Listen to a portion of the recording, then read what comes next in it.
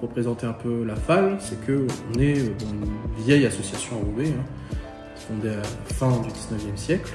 À la base, c'était des amicales d'anciens élèves des écoles de Roubaix. Et bon, voilà, c'était ces amicales d'anciens élèves, en fait, ça rendait un peu des services aux familles et puis du coup aux élèves qui sortaient de l'école, notamment pour trouver du travail, tout ça. Puis bon, voilà, comme c'était aussi Roubaix, une ville sociale, une ville des mouvements sociaux, effectivement, la question de la promotion de causes sociales et puis aussi la promotion de la laïcité, de la libre pensée, ça a fini par arriver en fait au fur et à mesure. Donc avant que la loi de 1905 soit adoptée, la loi de 1905, c'est la loi de séparation de l'Église et de l'État, la laïcité. Et du coup, depuis, cette association a beaucoup évolué. Bon, déjà, les amicales laïques ont fini par disparaître pour être remplacées par des associations classiques, loi 1900. Et concrètement, nous, on est toujours sur une volonté de défendre la laïcité, défendre l'école publique, voilà, lié à notre histoire.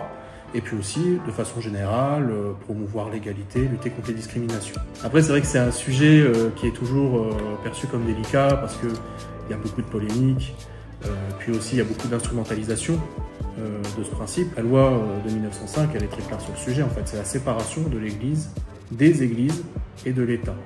Ça veut dire que l'État, la République, déjà, n'a pas de position sur la question de vérité universelle, sur la question religieuse.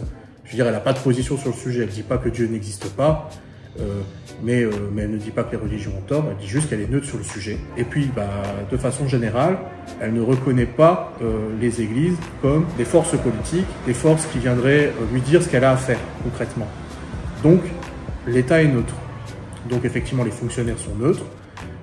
Ils ont un devoir de réserve sur la question dans l'exercice de leurs fonctions.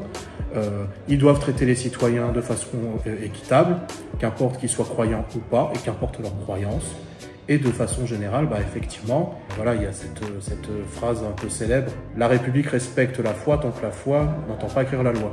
Au sein de la FAL, bon, voilà, il y a à peu près une quinzaine d'associations qui sont membres de l'association. Sous notre toit, il y a l'association Renaissance, de lutte contre les violences faites aux femmes. D'ailleurs, Place des femmes qui défend aussi la même cause. Il y a aussi Attaque Roubaix-Tourcoing.